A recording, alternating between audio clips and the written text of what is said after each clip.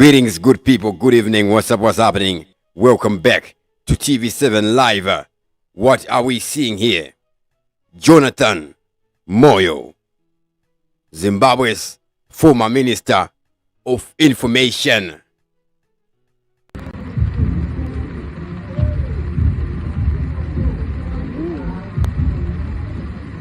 Throughout the day today, we saw increased military presence in Zimbabwe streets.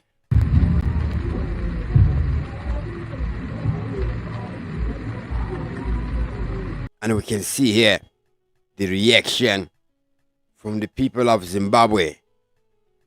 It's disturbing this.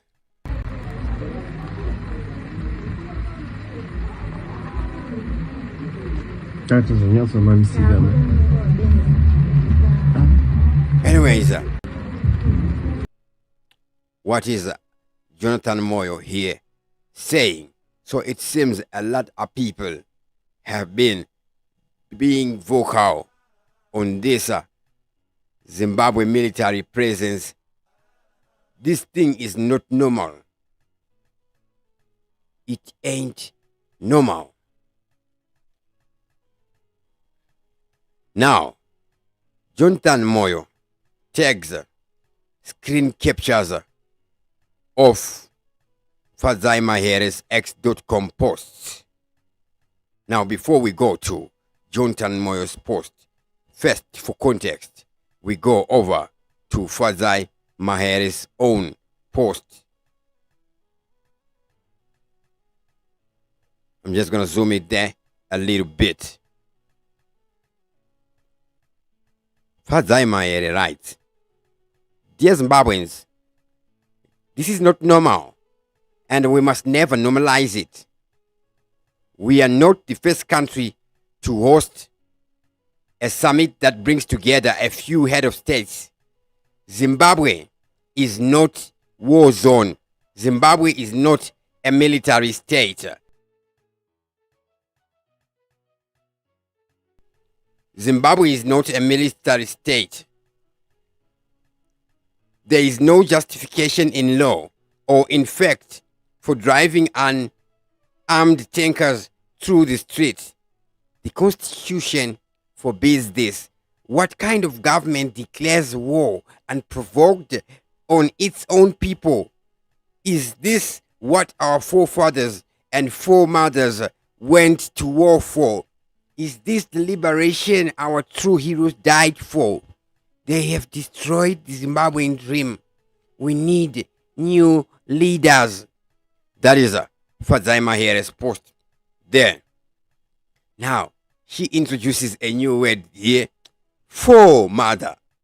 Gender equity. Forefather. Forefather. Yeah. Driver. Driverless. Trousers. Trouserless. Anyways, we call it a dress. Yeah. So then she posts these images there on X, there, the.com. Okay, we see. Now she captions them as unarmed. Come on, guys. Our military got power and prowess. Anyways, what does the Professor Jonathan Mahere say here? He makes his statement beginning with a question. He writes, question: is the Constitution relevant and useful only when it Okay, that is a word from the professor there. Let me read it back again. Only when it expediently suits particular political interests and agendas of particular individuals and groups, or is it relevant and useful at all times for everyone? Big question there.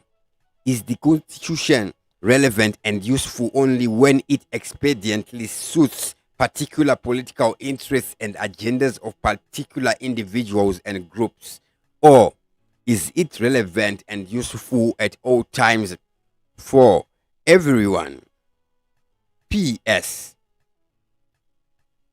In peacetime, when any municipality in any country anywhere in the world hosts a multilateral meeting or summit of multiple heads of states and governments, an apologetically heavy and vehicle presence of security is but one of multiple visible and invisible security measures that are mandatory before and during the meeting or summit. It's a no-brainer. And with that, he is done. It's a no-brainer. Invisible and visible security measures are mandatory before the meeting or the summit. So he writes, it's no-brainer. Can I remix it there and say, it's no barrier? Or it is, as we are seeing reactions from a lot of Zimbabweans from all walks of life inside and outside of the Zimbabwe nation.